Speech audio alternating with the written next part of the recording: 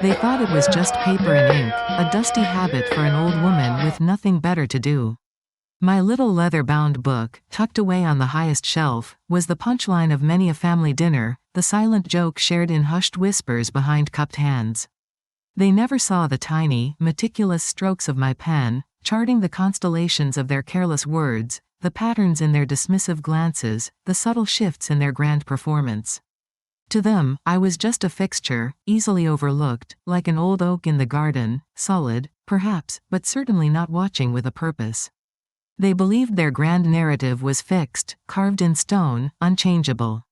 But stones, too, can crumble from the inside, if enough patient truth presses against them over years. What happens when the quietest voice suddenly becomes the only one anyone truly hears?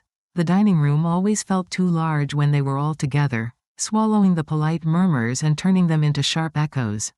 My own chair, at the head of the polished mahogany, felt less like a seat of honor and more like an observation post.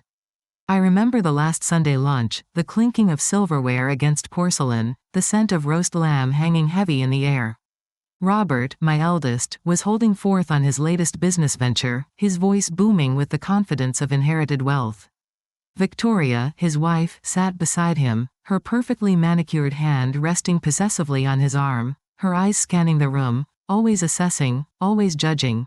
Sarah, my daughter, was engrossed in her phone, occasionally offering a simpering laugh at something Robert said, barely looking up from the screen. "Mother, still with your little journal?" Sarah had piped up suddenly, a giggle escaping her lips, drawing Victoria's amused gaze.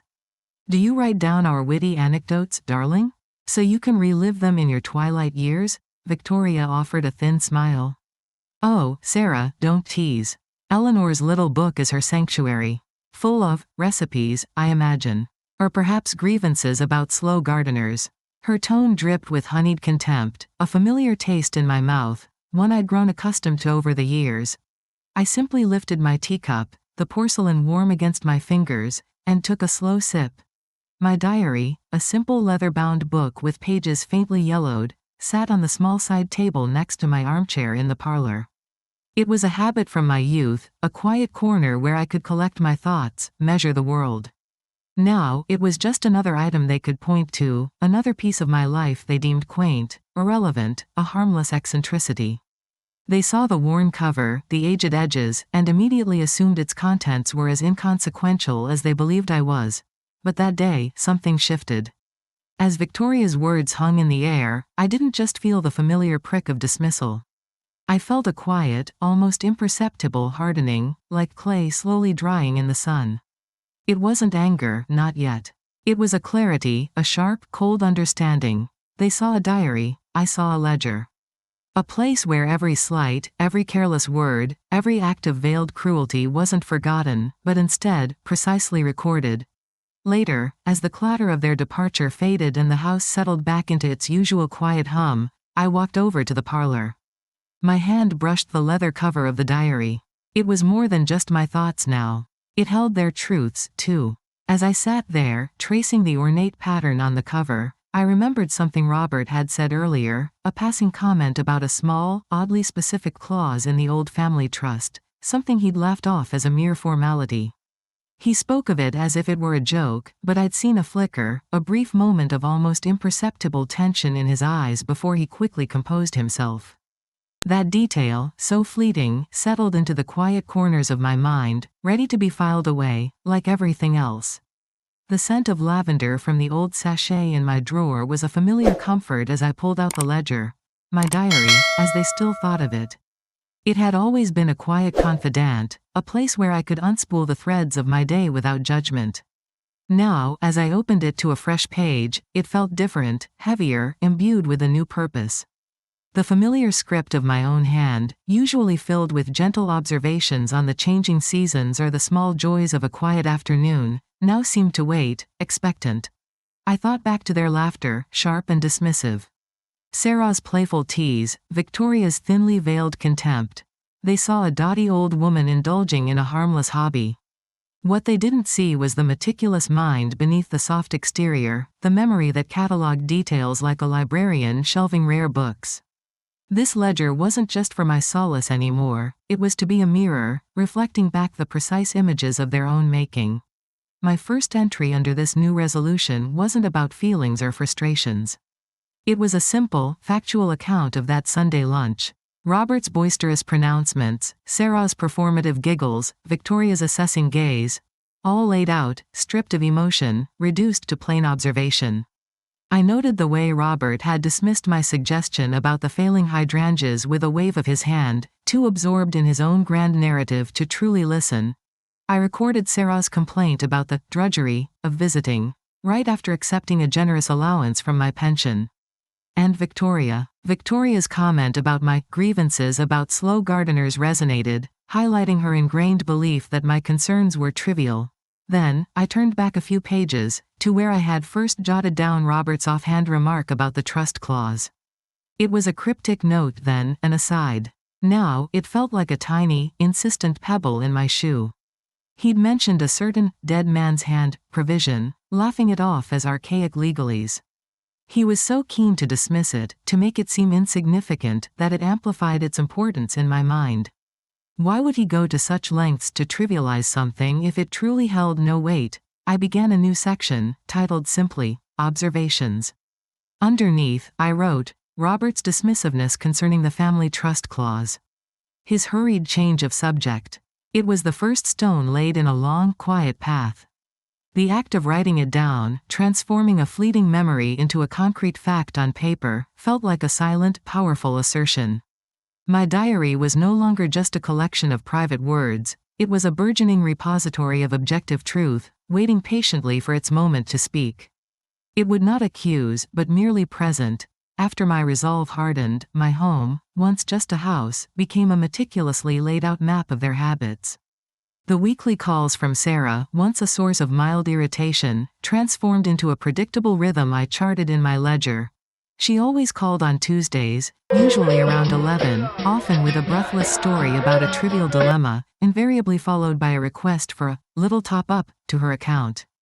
I recorded the exact phrases she used, the exaggerated sighs, the way she would subtly shift from complaint to appeal. It wasn't about the money, not really. It was about the expectation, the invisible thread of entitlement she spun. Robert and Victoria, on the other hand, operated with a grander, more infrequent, but no less impactful, pattern. Their visits were announced days in advance, a royal decree almost demanding a specific menu, a particular brand of tea. I began to notice how Victoria would, casually, redirect conversations to topics concerning the upkeep of the family estate, her eyes darting to the deed box I kept hidden, just as she mentioned a new, costly renovation project for her own home. She didn't ask, she subtly pressured, weaving narratives of my declining ability to manage such a large property, hinting at the burden it must be. Each carefully chosen word, each pointed glance, found its way into my ledger, alongside the date and a brief, objective summary. There was a day, a crisp autumn morning, when I overheard Robert on the phone in the study, a room he rarely used. He thought I was out in the garden, pruning the roses. His voice was low, urgent, discussing liquidation and offshore accounts. I couldn't make out much, just fragments, but it sent a small shiver down my spine. It seemed so out of character for the man who prided himself on his local business ethics. He ended the call abruptly, and when he saw me, he offered a charming, if slightly too bright, smile, talking about an old college friend's investment club. It felt like watching a skilled puppeteer, his hands quickly tucked away the moment he knew he was being observed. I noted the date, the time, and the fragments I'd heard, placing it all under the growing entry about the family trust. The more I observed, the more I understood that their lives, so polished on the surface, were held together by unseen threads, carefully arranged and easily manipulated, ready to snag on something sharp. My senses sharpened in the weeks that followed, like a finely tuned instrument. I didn't just listen to their words, I listened to the silences between them, the things left unsaid. Small omissions, minor exaggerations, inconsistencies that, on their own, meant little, but together, began to sketch a disturbing portrait. Sarah's requests for money grew more frequent, the top-ups becoming less about trivial dilemmas and more about keeping up appearances. She spoke of exclusive gym memberships and designer clothes, always lamenting her bad luck and the unfairness of life, as if she were a victim of circumstance rather than her own choices. One afternoon, she called to complain about a bill for a boutique dress, claiming it was an unexpected expense. Yet, just a few days prior, she'd posted a picture on social media, beaming, wearing that exact dress at a lavish charity event. I simply noted the date, the cost, and the discrepancy in my ledger. It was a small thread, but threads weave ropes. Robert and Victoria continued their subtle campaign regarding the estate. Victoria brought me brochures for retirement communities, highlighting their excellent medical facilities and peace of mind.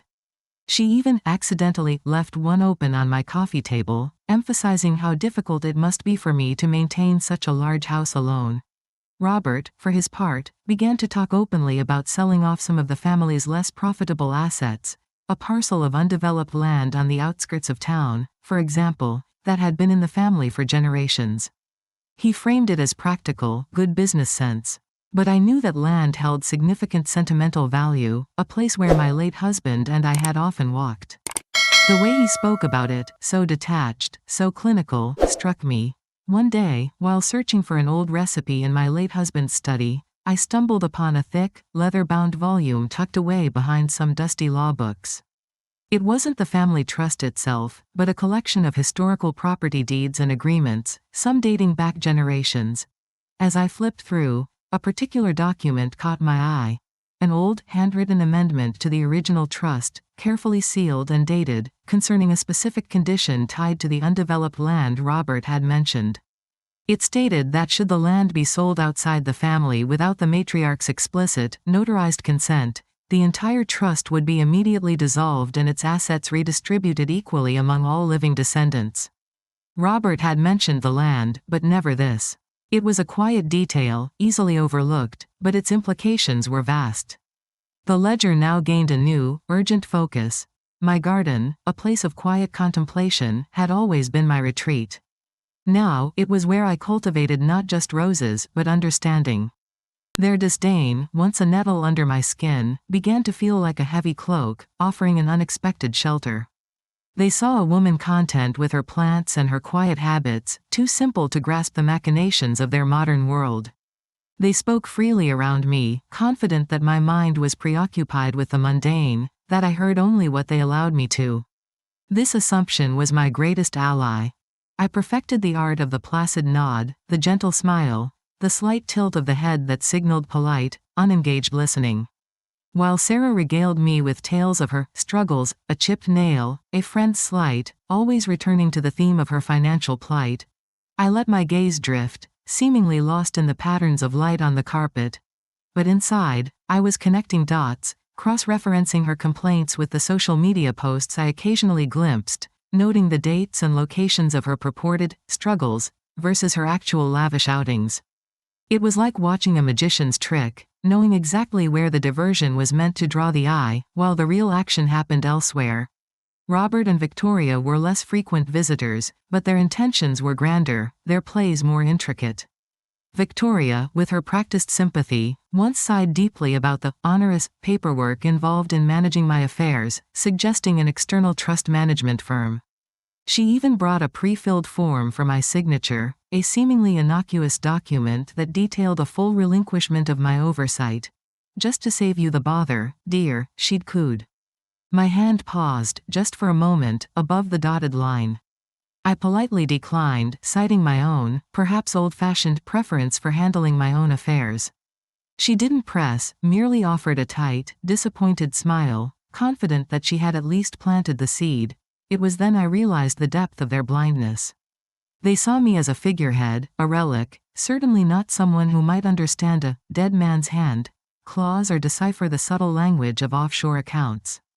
Their contempt was not just for my perceived lack of worldliness, but for my very being. This allowed me to move through their lives, an invisible observer in plain sight, collecting the pieces of their truth without them ever suspecting. The amendment to the trust I'd found became a silent compass, guiding my observations. I even began to discreetly inquire about local notary services, just to understand the process for myself, should the need arise. It was a small step, a preparation for an eventuality they could never foresee. The spring afternoon sun cast long shadows across the lawn as Robert and Victoria arrived for an unannounced visit.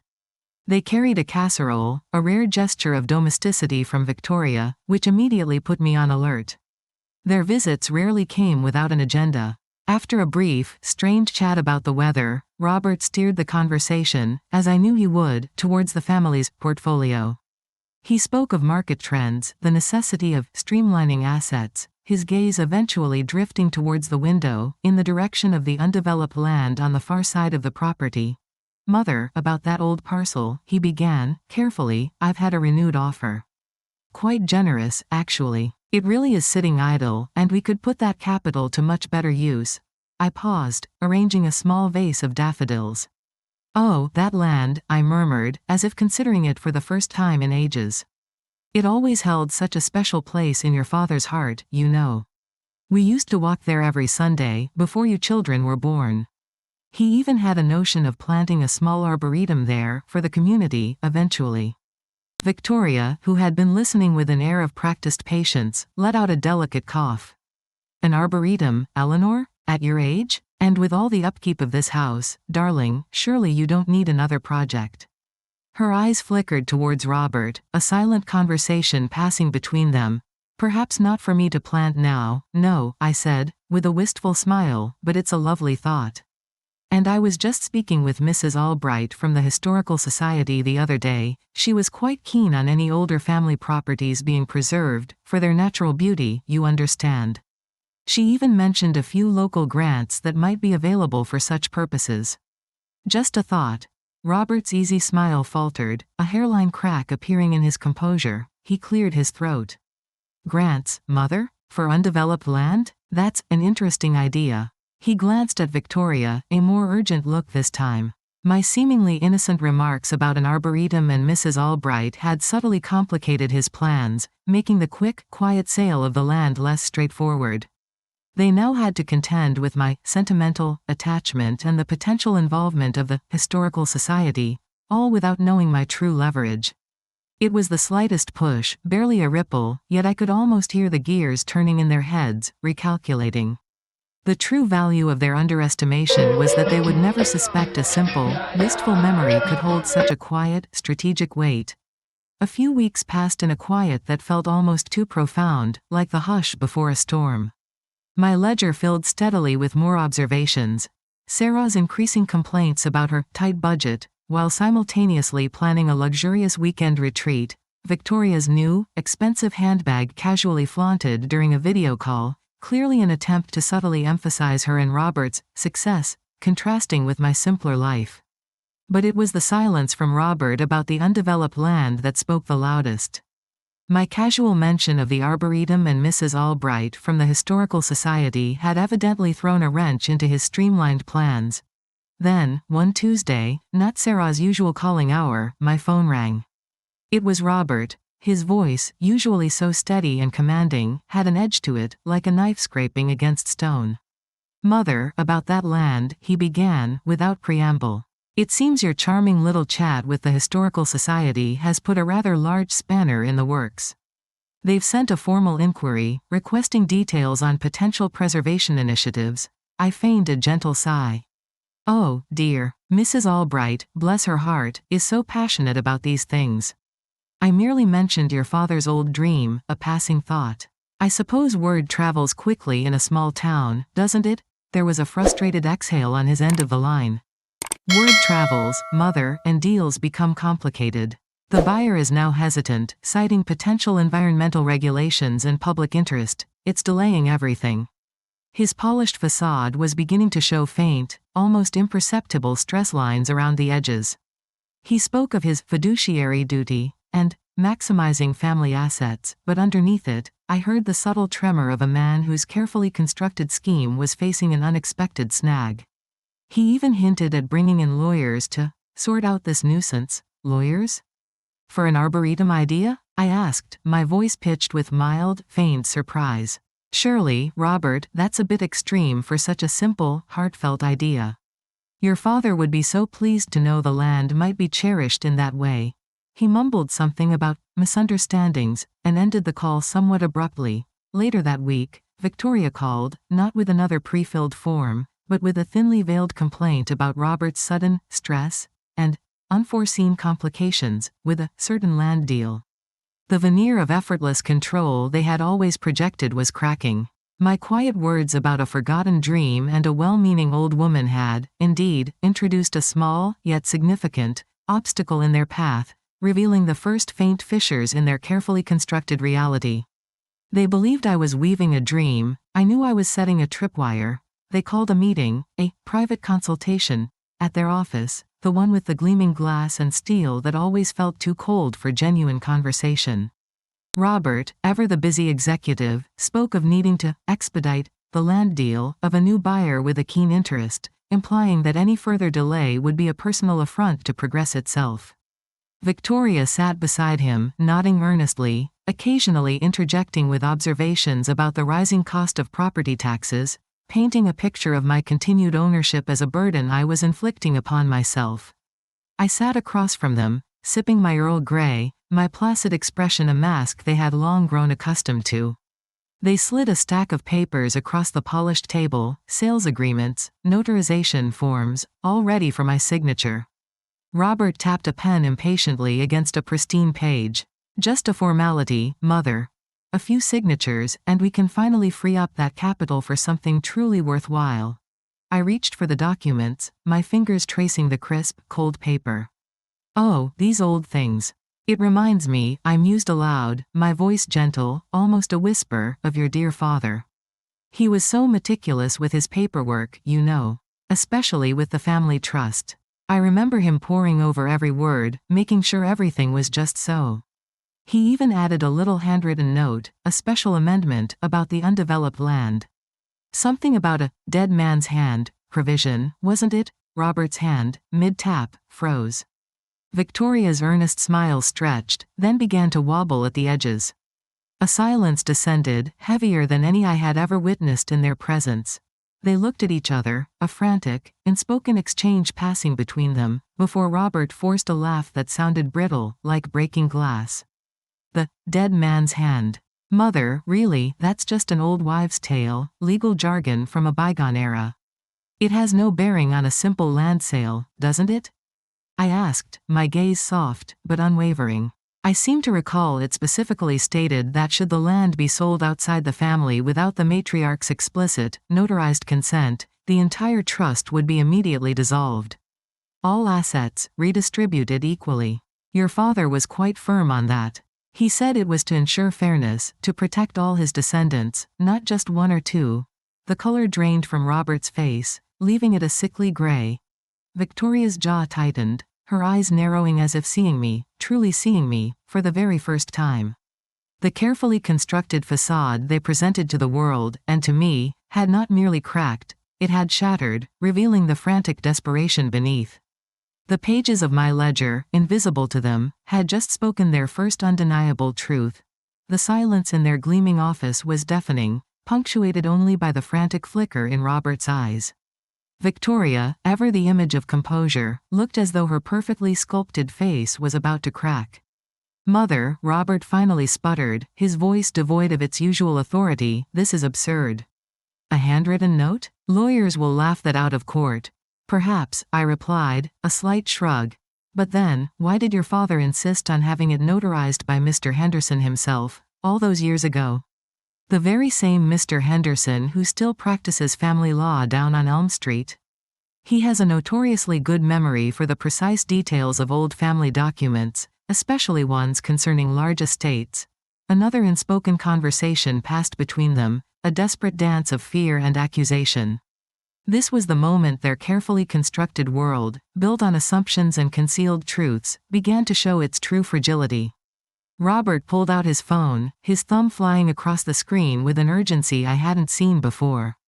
He was calling someone, no doubt his own lawyers, hoping to find a loophole, a way to stitch their narrative back together. This is all a misunderstanding, Eleanor, Victoria interjected, her voice now sharp, stripped of its saccharine politeness. Robert has worked tirelessly for this family. You can't possibly want to destroy everything? Destroy? I asked, raising an eyebrow.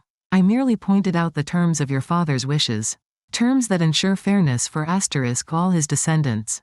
Isn't that what family is about? Their panic intensified. The phone call Robert was on became heated, fragments of unexpected complications and significant exposure reaching my ears. He was no longer trying to control me, he was trying to staunch a gushing wound. My presence, once a benign oversight, was now a direct threat to their entire edifice. The next few days were a flurry of frantic phone calls. Sarah, usually so detached, called me in a near panic. "Mother, Robert says you're trying to ruin us. What's this about the trust? He said if it dissolves, my allowance, everything changes." Her voice was shrill, the mask of a carefree life falling away to reveal a terrified dependency. She had always relied on Robert's management of the family funds, never truly understanding the source or the structure. Now, the comfort of her unquestioned access was jeopardized, and she was terrified. I offered a calm, measured explanation, reiterating the clause, the equal redistribution. The realization dawned on her, not of the justice of it, but of the direct, personal threat to her lifestyle. It wasn't just Robert and Victoria's empire that was shaking, it was Sarah's entire foundation of effortless living. The liquidation and offshore accounts Robert had been so discreet about now became clear. He had been attempting to secure his own substantial portion before the trust could be dissolved. He had been planning to sell the land, trigger the dissolution, and then have his share disappear into accounts only he controlled, leaving Sarah and me with scraps. But my quiet revelation had put a stop to that. The gears had stopped turning in their favor, and now, they were simply grinding. The air in the house grew thick with unspoken tension after that meeting. Robert and Victoria ceased their direct visits, replaced by a flurry of increasingly urgent, though still polite, letters from their lawyers, pressing for my cooperation regarding the land sale. They spoke of looming deadlines, of a very interested party, whose patience was wearing thin. They offered revised figures, escalating incentives, each document a thinly veiled attempt to entice me away from the sentimental attachment they still believed was my only objection. They even suggested a series of consultations with independent financial advisors to help me understand the benefits of their proposal. I filed each one meticulously, my ledger growing heavier with every passing day. I knew their desperation was a sign. Robert's attempts at liquidating assets, his offshore inquiries, these were not the actions of a man confident in his legal standing. He was trying to secure his portion before the inevitable. Victoria, too, grew noticeably agitated, her social media posts, usually a carefully curated display of opulence, now carried an undercurrent of brittle cheer, too bright to be genuine. One crisp autumn morning, a package arrived from Robert's lawyer. It contained a final, unequivocal offer for the undeveloped land, along with a new set of signing documents and a date for a public auction, framed as a necessary step to maximize value. The auction was set for the following week. This was it. They had decided to force my hand, hoping I would buckle under the pressure of finality, or simply be too old and confused to react. They believed I would be unprepared. They were wrong. That very afternoon, I made an appointment with Mr. Henderson. His office was old-fashioned, smelling of leather and old paper, a welcome contrast to the cold glass of Robert's firm. I placed the leather-bound volume containing the original trust and the handwritten amendment on his desk. He adjusted his spectacles, a kind, knowing twinkle in his eye, and began to read. His memory, as I had surmised, was indeed remarkable. He confirmed the amendment's validity, its precise wording, and the notarization process he himself had overseen decades ago. The dead man's hand clause, he affirmed, was ironclad. With Mr. Henderson's confirmation in hand, I did not sign their papers. Instead, I sent my own letter, a concise, formal declaration, hand-delivered to Robert's office, with copies sent to Mr. Henderson and to Sarah. It simply stated that per the specific terms of the family trust's duly notarized amendment, any sale of the undeveloped land without my explicit, notarized consent would immediately trigger the trust's dissolution and the equal redistribution of all its assets. I attached a copy of the amendment. The tide, once a gentle lapping at their feet, was now beginning its unhurried, inevitable rush. The impact was swift and brutal. The public auction, once a strategic move for Robert, became his undoing. The moment word of the amendment spread, The very interested party vanished. The local press, alerted by an anonymous tip, which I'm sure Mrs. Albright would have thoroughly appreciated, picked up on the story of the family matriarch, the forgotten amendment, and the potential scandal. Robert's carefully constructed image of a shrewd, ethical businessman began to crumble under the glare of public scrutiny. The trust, as per its terms, was immediately frozen, pending formal dissolution. Sarah's weekly allowance, along with Robert and Victoria's access to the family funds, evaporated overnight. Their deceptions, once hidden beneath layers of dismissive smiles and corporate jargon, were not just exposed, they were washed away by the relentless current of truth, leaving them stranded on barren ground. The unfolding of events after my letter was like watching a slow, inevitable tide recede, revealing what had always been beneath the surface. The phone, which had once rung with their demands and thinly veiled insults, now chimed with the breathless inquiries of local reporters, their questions sharp and eager. I politely declined them all, finding a quiet satisfaction in the silence that followed.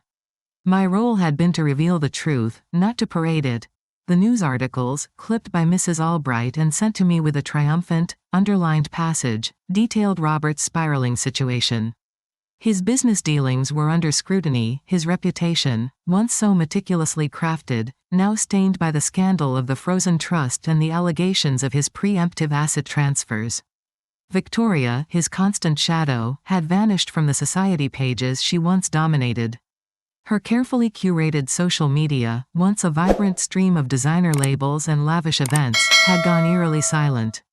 Their world, built on a foundation of inherited privilege and a carefully managed image, was indeed crumbling, not from my direct hand, but from the simple weight of the truth I had placed into the light. Sarah, however, was less subtle. Her calls became desperate, shrill pleas for me to fix it, to make it go away. She didn't understand the concept of cause and effect, only that her comfortable life had been abruptly interrupted. She spoke of having to downsize, of actually looking for a job, as if these were fates worse than death. Her entitlement, once an invisible thread, was now a tangled, visible mess of panic. I listened, sometimes offering gentle, unhelpful platitudes about learning resilience, knowing that she would never truly grasp the liberation that came with earning one's own way. It was not my place to salvage her comfort, only to ensure a just distribution of what was truly hers. My days resumed their familiar rhythm, yet everything felt lighter, clearer. The garden, my sanctuary, seemed to bloom with a new vibrancy. I found myself humming old tunes as I tended to the roses, a lightness in my step that hadn't been there in years. There was no elation, no vengeful joy, just a profound sense of quiet satisfaction, like the stillness that settles after a long-awaited rain. Justice, I realized, didn't roar. It simply arrived, an unhurried tide, washing clean the shores of deception. The bitterness that had quietly resided within me, a tiny, hard stone, had finally dissolved, leaving behind a clear, open space. I began to reread my ledger, not as a record of grievances, but as a testament to the methodical unfolding of truth, a quiet chronicle of my own liberation. The dissolution of the trust was not a sudden explosion, but a quiet dismantling, piece by careful piece. Mr. Henderson oversaw it all with his meticulous hand, ensuring that every asset, every long-held share, was indeed redistributed equally, as my husband's amendment had dictated. It was a process that took time, like the slow turning of the seasons, but I felt no impatience. My ledger, once a chronicle of their deceit, now bore the final, satisfying entries, dates of legal filings, notifications, and, finally, the confirmations of new accounts. Robert's professional life, once his shining armor, became his public undoing. The allegations of preemptive asset transfers, coupled with the scandal of the frozen trust, painted him not as the shrewd businessman he presented himself to be, but as a manipulative schemer. His firm, once prestigious, saw clients drift away. Victoria, true to form, disappeared from public view almost entirely, her once vibrant social media feed now a ghost town of outdated posts, a silent testament to a life she could no longer afford to project. They faded, not with a bang, but with a whimper, into the obscurity they had always disdained. Sarah, however, clung to the fraying edges of my attention.